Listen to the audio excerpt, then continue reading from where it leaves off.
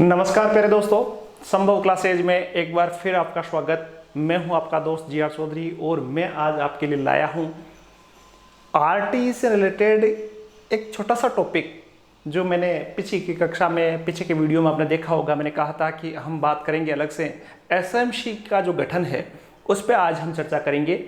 RT के बारे में बाकी डिटेल है, पीछे के वीडियो में आपने देखी होगी, समझी होगी। आपको ये भी पता है कि आरटी की धारा 21 धारा जो 21 है वो एसएमसी के गठन की बात करता है।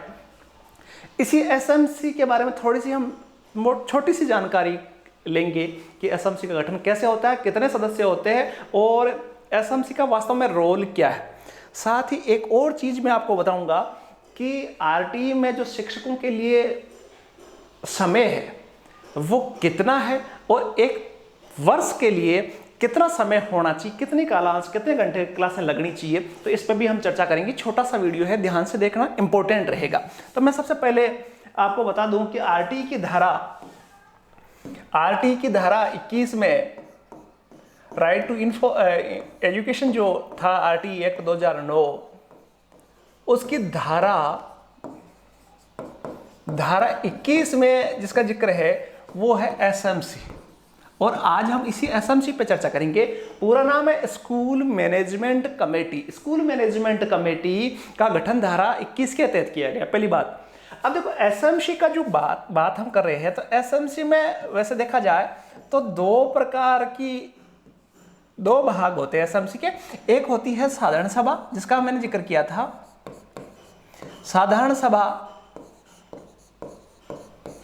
और दूसरी है कार्यकारी सभा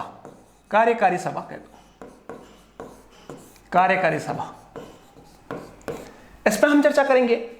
देखो, इन दोनों की चर्चा करने से पहले मैं आपको बता दूं कि वास्तव में आजकल आप जब शिक्षक बनोगे या शिक्षक हो तो आप सबको पता है कि जो आरटी के दायरे में उच्च प्राथमिक विद्यालय आते हैं, कक्षा 1 से 8 तक के जो कक्षाएं आती है उसके लिए होती है एसएमसी, जबकि ऊपर की कक्षा 9 से 12 के लिए होती है एसडीएमसी। तो आज हम एसडीएमसी की चर्चा न करके हम करेंगे एसएमसी की चर्चा। तो एसएमसी के बारे में बताया कि साधारण सभा होती है, एक कार्यकारिणी सभा होती है। अब साधारण सभा की बात करूं मैं, ध्यान से समझना, तो साधारण सभा की बात करूं मैं तो साधारण सभा में सदस्य कौन कौन होंगे? 3 प्रकार के सदस्य होते हैं इसमें। साधारण सभा में 3 प्रकार के सदस्य होते हैं। पहले सदस्य, जितने भी अभिभावक होते हैं उस क्षेत्र में, जितने भी अभिभावक होते हैं वो क्या होते हैं? साधारण सभा के अपने आप सदस्य होते हैं। दूसरी, विद्यालय के अध्यापक जो है वो साधारण सभा के सदस्य होते हैं। तीसरा है उस क्षेत्र के निर्वाचित सदस्य। निर्वाचित सदस्य का मतलब आप समझो कि निर्वाचित सदस्य चाहे उस क्षेत्र से कोई वार्ड पंच जीता हुआ हो, या शहरी क्षेत्र है तो कोई पार्षद जीता हुआ हो, नगर पालिका पंचायत समिति मेंबर जीता हो, जिला परिषद सदस्य जीता हुआ हो, ये सारे जितने भी निर्वाचन प्रक्रिया में जीते हुए सदस्य होते हैं वो अपने आप साधारण सभा के सदस्य, एसएमसी के साधारण सभा के सदस्य होते हैं। इस साधारण सभा की एक और मैं बात बता दूं कि साधारण सभा की बैठक है, जैसे अपने विद्यालय खुलते हैं जुलाई में, मान लो जुलाई से मार्च तक इसकी 3 बैठकें होनी जरूरी है। तो जुलाई, अगस्त, सितंबर, अक्टूबर, नवंबर, दिसंबर, जनवरी, फरवरी, मार्च, मान लिया कि 9 महीना लगभग स्कूलें चलती है, विद्यालय चलते हैं 9 महीने। तो 9 महीने में कितने सेशन इसके सभाएं होनी चाहिए? 3 सभाएं, अर्थात प्रत्येक 3 माह में इसकी एक मीटिंग होनी आवश्यक। एक और बात मैं बता दूं कि इसकी जो गणपूर्ति है वो होती है 25% सदस्य। यदि कोई बैठक बुलानी है, कोरम जो होता है या गणपूर्ति जिसको कहते हैं, गणपूर्ति कितनी होती है इसकी? 25%। 25% यदि सदस्य आते हैं तो आप एसएमसी की साधारण सभा की बैठकों का आयोजन कर सकते हैं। ज्यादा महत्वपूर्ण नहीं। अब मैं बात करूं कार्यकारिणी सभा की बात करूं, एग्जीक्यूटिव कमेटी की बात करूं, मैं एसएमसी की कार्यकारिणी सभा की बात करूं, तो कार्यकारिणी सभा को थोड़ा सा ध्यान से समझना। कार्यकारिणी सभा को ध्यान से समझना आप। कार्यकारिणी सभा जो एसएमसी की होती है उसके टोटल सदस्य जो होते हैं वो पहले समझ लो आप, टोटल सदस्य होते हैं 16। एसएमसी के टोटल सदस्य कितने होते हैं? 16 सदस्य होते हैं। अब 16 सदस्यों में से मैं आपको बता दूं कि 16 सदस्यों में से 11 सदस्य तो अभिभावक होते हैं। 11 सदस्य क्या होते हैं? अभिभावक होते हैं। और इन 11 में से 11 कितने सदस्य हो? कई बार सवाल आपसे यह भी पूछ ले 11 सदस्य कितने होते हैं? 2/3, मतलब 2/3 सदस्य। 3/4 तो नहीं है, 2/3 सदस्य अभिभावक होते हैं।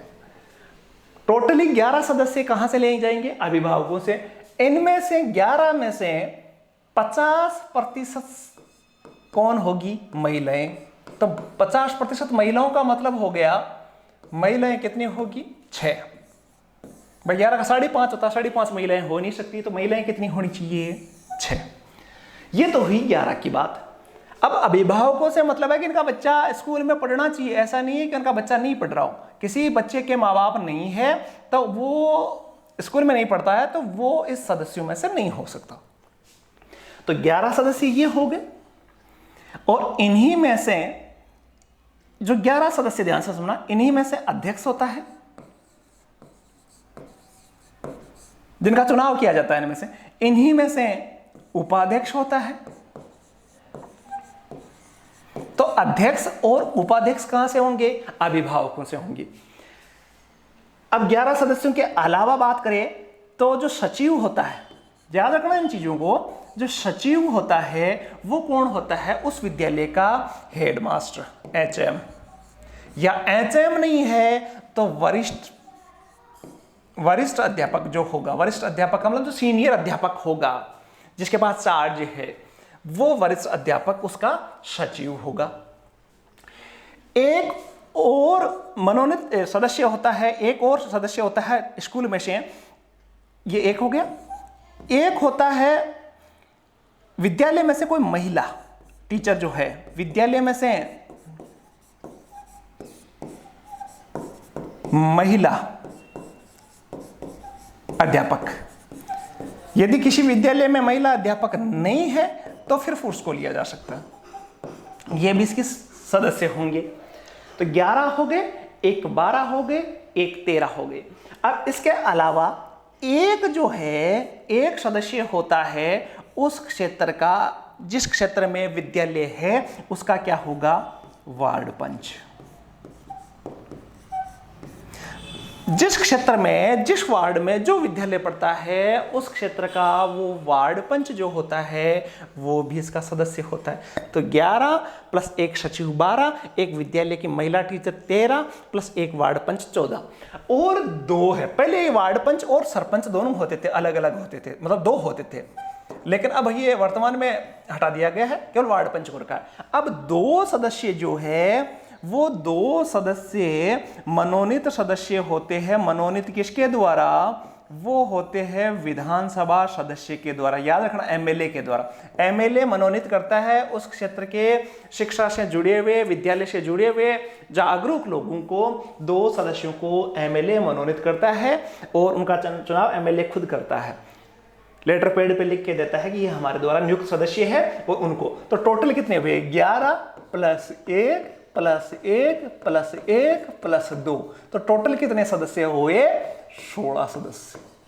तो एसएमसी के 16 सदस्यों की रूपरेखा। इसमें भी एससी एसटी को भी रिजर्वेशन इसमें है कि एससी एसटी की महिलाओं में भी एससी एसटी की प्राथमिकता दी जाती है। यदि एससी एसटी की महिलाएं हैं 2 तो उनको भी नियुक्त किया जाता है। तो ये आपने को मोटा मोटा एसएमसी में याद रखना है।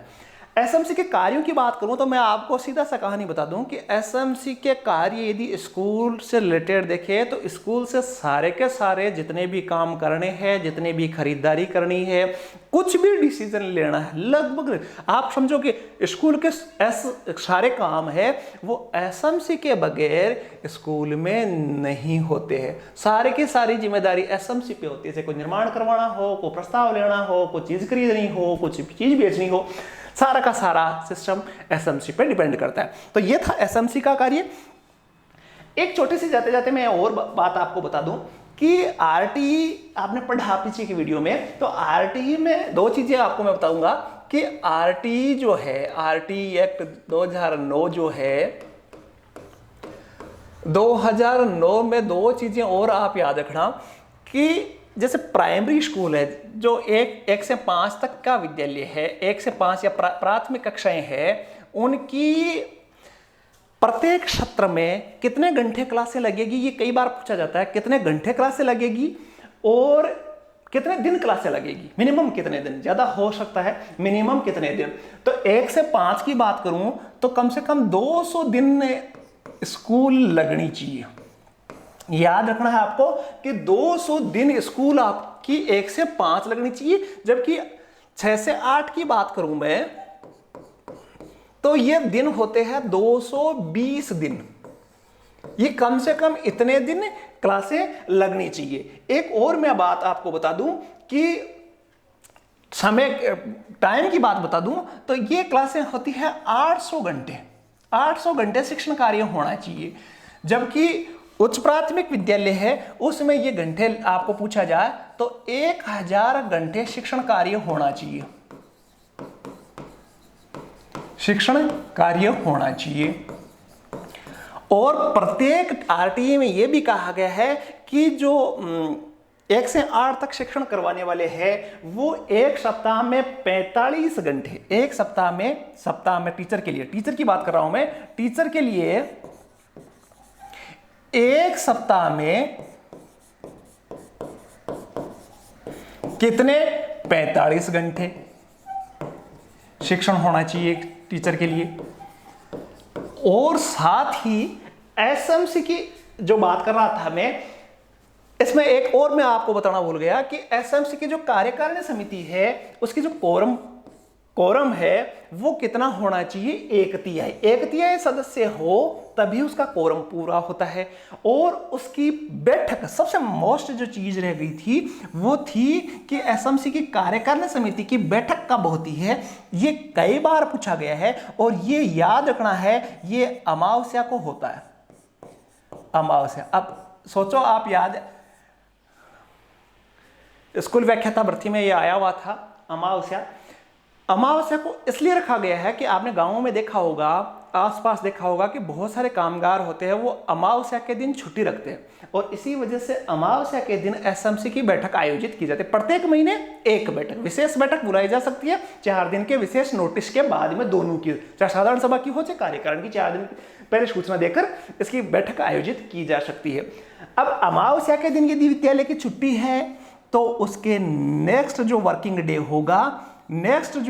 डे होगा उस पर उसकी एसएमसी की बैठक होती है। तो ये भी आपने को याद रखना है, ये आपको याद होना चाहिए, बैठक आपको याद होना चाहिए और साथ में अध्यक्ष सचिव कौन होता है ये याद होना चाहिए। इससे ज्यादा एसएमसी में सवाल है वो नहीं पूछे जाते। साथ ही ये आपको याद होना चाहिए 800। और ये आपको ये पहले वाले क्लास में मैंने बताया है कि 1:35 और 1:40 का जो रेशियो है वो भी आपको यदि समझना है तो आरटीई के लिए मैंने अलग से क्लास बना रखी है, तो उसमें महत्वपूर्ण होगा। ये था एसएमसी की छोटी सी जानकारी, छोटा सा वीडियो लेकिन उपयोगी वीडियो। आशा है आपको पसंद आएगा। पसंद आए शेयर, लाइक और सब्सक्राइब जरूर कीजिए। एक ऐसे ही छोटे से वीडियो के साथ, ऐसे ही दमदार वीडियो के साथ, ऐसे अच्छे वीडियो के साथ मैं जल्दी ही हाजिर होऊंगा। तब तक आपके कमेंट का इंतजार रहेगा। एक नई वीडियो के साथ फिर मिलते हैं। धन्यवाद। जय हिंद।